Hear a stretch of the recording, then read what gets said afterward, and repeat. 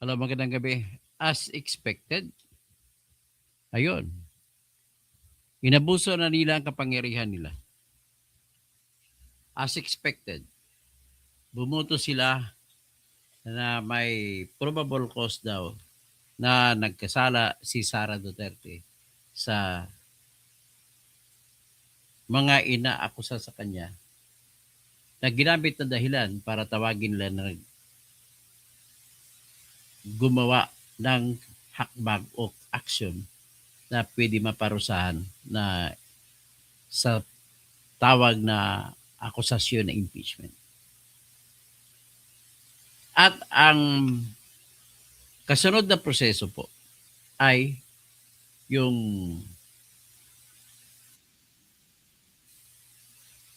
yung kasunod na proseso ay yung i-endorso, gagawa sila ng report, i-endorso nila sa i-endorso nila sa sa House Plenary. So gagawa ng committee report. So ang mga anti-Sara nagbubunyi. Yung lahat ng mga sa committee, bumoto sila lahat, 53 sila. May probable cause daw. Kumbaga probable cause, malamang sinasabi na malamang guilty si Sara Duterte. Parang gano'n lang po ang ibig sabihin. At lahat sila bumoto. At pasensya tayo na mga pabor kay Sara ay wala tayong magagawa kasi po yung mga bumoto ay kakampi nila. Gano'n talaga yan. So kaya nga, nagbubunyi ang mga anti-Sara na 53-0, lalo na si Kainso. Diba, Kainso? Bakit nagbubunyi kayo? Kung susuriin mo yung kanilang mga dahilan ay overstretch ang tawag ko dyan. Overstretch sapagkat po ay kagaya niyan. Paano magiging grip threat yung sinabi lang ni Sara na gano'n kung papatay ako, ay may tao na akong kinausap na papatay rin sa inyo. So, yan po yung ang napakalabo nagsasabihin napakalabo sabihin na yan po ay grade 3. Tapos ito pa nakisawsaw pa ito si Lawrence Defensor na pinakabubong defensor. Hindi raw tinitignan kung nasa criminal code o wala. Grabe daw ang implikasyon kapag ikaw ay nananakot na patayin ng presidente. Itong defensor na to, halata naman na tumatanggap ng pabor kay Sandro Marcos. Kasi lahat sila po nakukumpas na kay Sandro Marcos. Sumusunod na sila.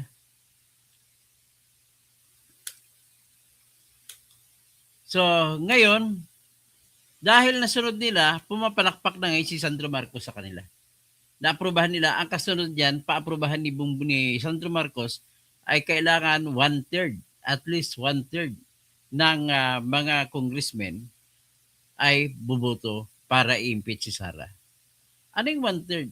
Sabi nila sa computation nila, sa kasalukuyang dami ng mga Congress members ay 106 members.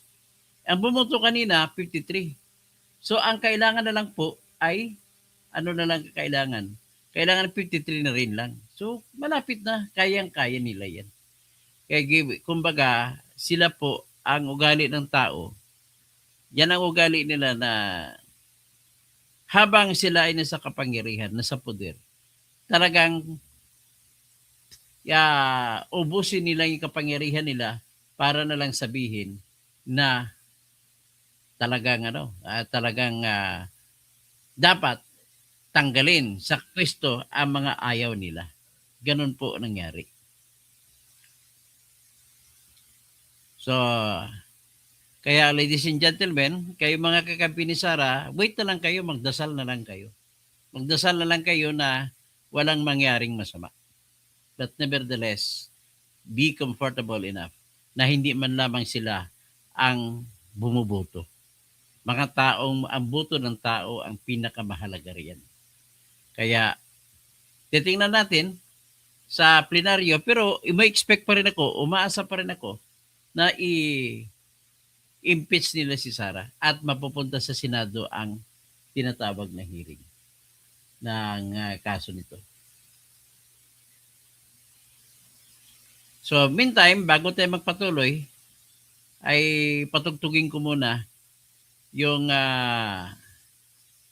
ginawang kanta sa akin ng aking ng isang supporter ko na avid fan ko. Kaya ipapatutugin ko muna bago tayo magpatuloy ng ating konversasyon. Konversasyon na para sa mamamayan. Sana ba yun? Nakalimutan ko na saan na yung ating.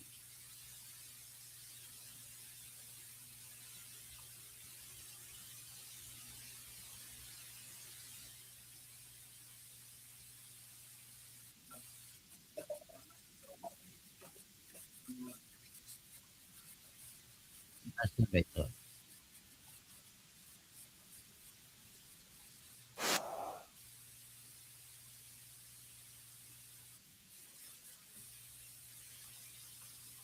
Sandali lang ha. Hinahanap ko lang yung aking vlog kanina.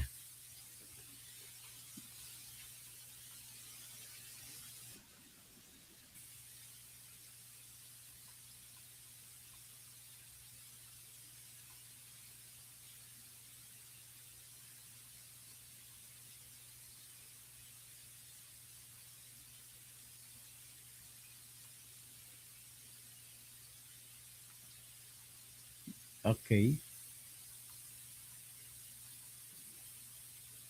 So habang hinahanap ko, magkikwento muna ako. Ang lahat po na akusasyon laban kay Sara ay nagdesisyon sila lahat na talo si Sara. Una, talakay natin yung unang akusasyon ng confidential fund. Sa confidential fund, ang pinaka-importanting may probable cause ay kung binulsa ba ni Sara. So, ano ang kanilang ginamit na pamantayan para sabihin na binulsa ni Sara?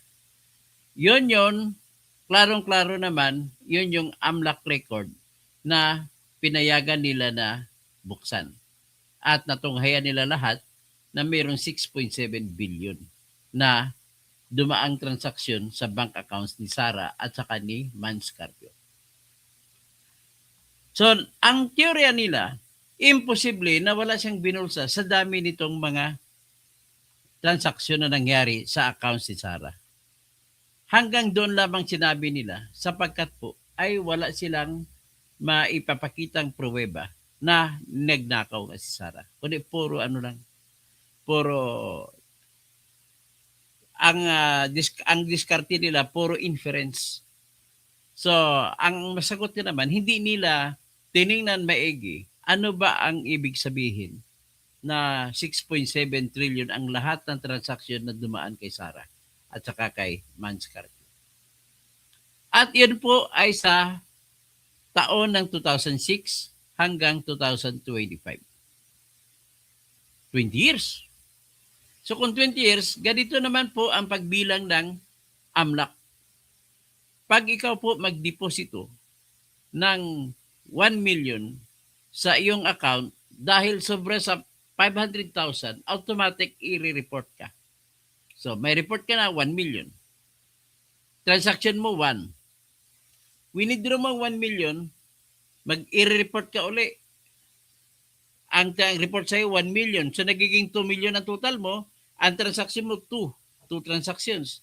So, dineposito mo uli kasi ginamit mo ang winidraw mo at naibalik naman sa'yo pagtapos mo gamitin. So, pangatlong deposito mo na, pangatlong ng transaction mo na, pero pangalawang deposito pa lang. So, itotal mo yung 1 deposit plus 1 withdrawal plus 1 deposit, 3 million. At 3 transactions na. I-withdraw mo kinabukasan, magiging 4 million, 4 transactions. Sunod na araw, i-deposito mo, 5 transactions na, magiging 5 million. At i-withdraw mo, 6 million na transactions. Sa ang tanong, sa 6 million na transaction mo, dahil sobra sa 500,000, ni-record. Ang tanong, magkano pera mo? Eh di ba 1 million lang? Yan po. Kaya ngayon sa haba ng panahon na umabot sa 6.7 billion, ay ma-imagine mo lang kung paano nag-ikot, pasok, labas ang pera. So ngayon, ladies and gentlemen, ang isa pa po dyan ay paano naman ang mga withdraw ng pera na mas mababa sa kalahating milyon? Hindi yun nasama sa bilang ang kalahating milyon, ang mas mababa sa kalahating milyon. Halimbawa, may 20 na 400,000 na withdraw, hindi kasama yun. So in other words, posibleng mangyari na 2 billion ang hindi nasama sa bilang ng AMLAC dahil lamang sa mas mababa kaysa 500,000 ang transaksyon. Sa suma total, hindi mo pwedeng basihan kung may luhika ka para sabihin mo na ang pera nakadeposito ng ganung kalaki si Sara at saka si Man Scarpio. So, ang kanilang teorya, ang kinita sa mga kagaya sa confidential fund ay ganun daw ang ginawa. So ngayon kung titingnan mo, kailan ba nangyari ang confidential fund? 2022 na December at saka 2023. Pag tiningnan mo naman ang salin ni Sara at ni Sara noon sa 2022-2023 ay hindi naman gaano kalakihan ang pag-angat. Mababa. Titingnan natin mamaya kung may panahon tayo. At kung titingnan mo ang record naman ng AMLAC, 2022 ay wala pang 1 million ang pasok-labas ng pera. Na ibig sabihin wala siyang transaksyon. So kung wala siyang transaksyon, kung titingnan mo 2022, 2023, 2024, 2025, 2026, ibig sabihin, hindi ko pwede sabihin na hindi nagnakaw si Sara. Ang masasabi ko lamang ay, hindi mo rin pwede sabihin na nagnakaw at hindi mo rin pwede sabihin na hindi nagnakaw. Pero kung itugma mo, ibangga mo ang halaga ng records niya sa AMLAC, mababa ang AMLAC niya, wala pang 2 million sa isang taon. So paano magkaroon ng pundo na 125 million noong 2022 at saka 500 million or 375 million noong 2023. So, hindi mapapaliwanag. Ibig sabihin po, hindi ko sinasabi na hindi nagnakaw si Sara. Kung sinasabi ko lang, wala pa po, hindi pa sapat ang pruwiban ninyo na sabihin mo na binulsa ni Sara ang tinatag na confidential fund. Pero ang nangyari, binitbit nila dito sa mga ebidensya ni Trillanes na mula pa ng panahon na may vice mayor at saka mayor siya. Kung titingnan mo naman ang sabi ng Supreme Court, hindi mo pwede gamitin ang mga bagay na ginawa ng isang tao kung ito ay nangyari sa panahon na hindi pa siya impeachable officers. Hindi impeachable officer rather. So ngayon, kung si Sara Duterte ay naging presidente, vice president lamang ng 2022, hindi mo pwede gamitin ang mga record ng deposito sa bangko bago mag-2022. Ginamit nila dito. So, ibig sabihin, talagang sinadyan na gamitin para makapagboto sila ng probable cause na dapat i-impeach si Sara. Yan, boto yun ng committee. Pagdating naman sa grave threat, pinilit nila, sinasabi, nag-decision sila, nag-grave threat na yung ginawa ni Sara sa pagsasabi, pag ako'y pinapatay, mayroon akong kinausap na tao na papatay din sa inyo pag pinatay nyo ako. Kasi kung hindi nyo patayin si Sara, you have nothing to worry. There is no threat. Ang tanong dyan, may nag-i-exist ba ng threat? May namumuo bang pananakot kung hindi nyo patayin si Sara? Wala. So because of the absence of threat, hindi mo pwede sabihin na may grave threat. Tapos si Lawrence Defensor naman, binago niya. Hindi na titingnan, hindi na importante tingnan kung nasa revised penal code. Importante daw, yung ganong akto ay pananakot daw yan. Paano magiging pananakot yun, Lawrence Mango, defensor? Hindi mo pwede sabihin na pananakot na walang dahilan. Andyan nga, alam mo, abogado ka, nag-aral ka ng self-defense.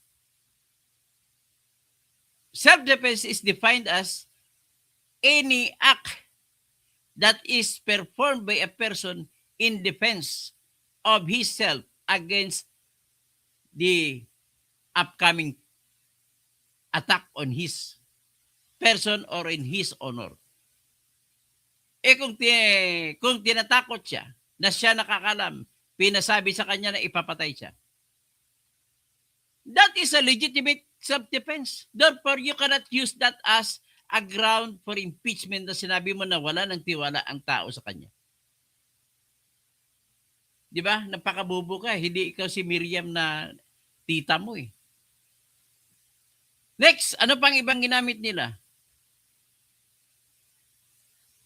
Ayun, paikot-ikot sila doon sa mga sinasabi ni Sarah na nananaginip daw siya na igorgor niya ay yung gaganin pugutan ng liig si Kuan, si BBM.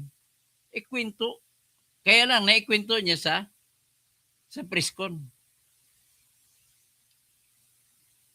In other words, lahat yan ay hindi mo masasabi na may tao ba, may totoo. Kahit sasabihin natin totoo, wala pong krimen na nagsasabi na ang mangyari ay nagpaplano ka pumatay, hindi ka po parusahan niya kasi wala po sa criminal list natin. Wala sa libro yan. Ano pa? So, maliban dun sa ano pang ibang akusasyon nila, yung salin. Sa salin na akusasyon nila, bakit daw hindi nilagay ni Sarah ang sa kanyang salin kung magkano ang pera niya sa kamay niya?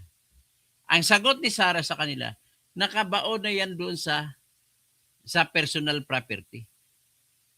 Ang salin po kasi, ganito po yan, may total ka na kayamanan. Ang kayamanan ng tao ay pera, mga propiedad na lupa, bahay, o kung ano pa, at saka yung mga personal property na movables, yung nagagalaw. Nagagalaw mo kagaya ng kotse, kagaya ng alahas, motor, lahat-lahat. So, ang pera mo ay personal property din. Ang sabi niya, doon niya na nilagay sa personal property na item ang kanyang kasunhan. Mali ba yon? Definition ng batas. Ang pera ay personal property.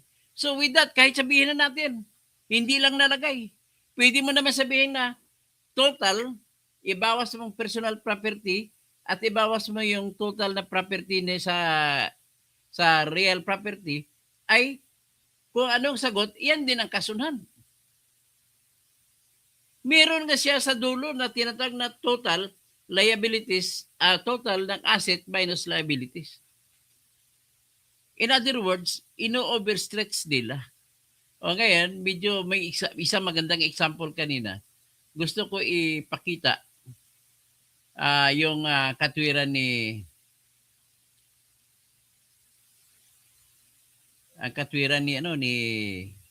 Marcoleta na Paulo. Tama si Marcoleta.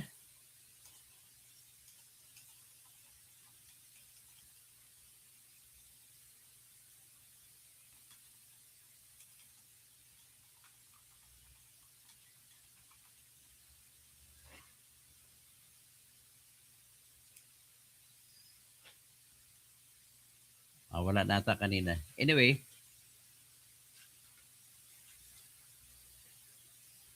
ang importante dito po ay talagang minasakir nila si Sarah na walang kalaban-laban. In-overstretch sila ang lahat ng argumento. Nevertheless, mag-vlog na lang ako mamaya para detalye por detalye kung paano. But sa overall, bumoto sila 53-0 kasi unang-una, kung tatanong siya, there is a motion to declare that there is probable cause on the committee level that Sara Duterte must be impeached. Any objection? Sino ba mag-object kung kakampi niya lahat? So, automatic. 53 kakampi niya lahat. So, wala kang magagawa doon. At ini-expecto sinasabi na po nila na si Sandro ang kumakamada, ang nagmamando, ang nag-uutos kung ano ang tapusan ng desisyon yan. Dati si Romualdez ang nag-uutos. Ngayon si Sandro Marcos. Ganun po ang nangyari. So, ladies and gentlemen, babalik lang tayo mamaya. Kaya bumuto sila ng 53. Dito, ikon ko na lang. 53-0. Iangat ko dito ang katapusang buto.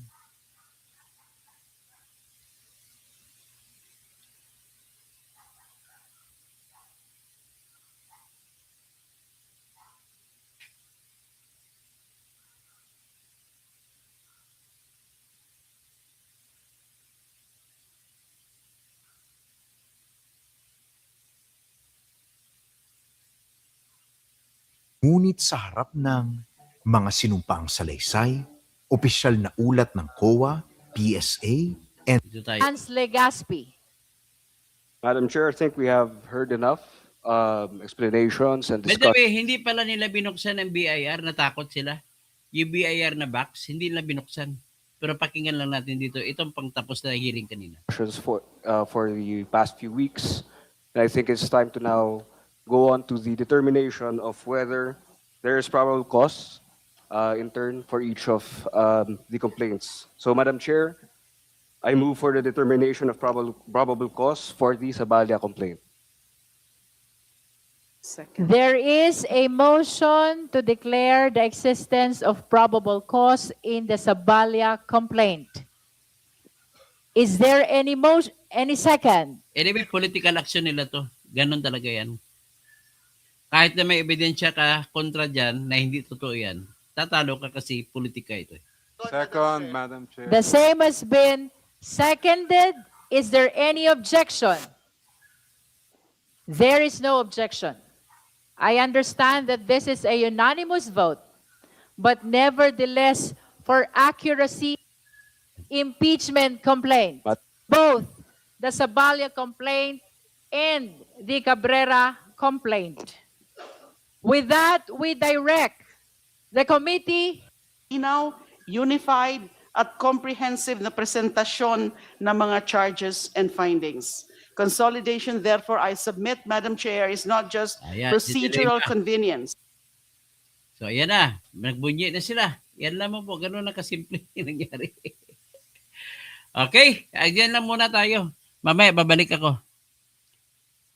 Paki-like na lang po.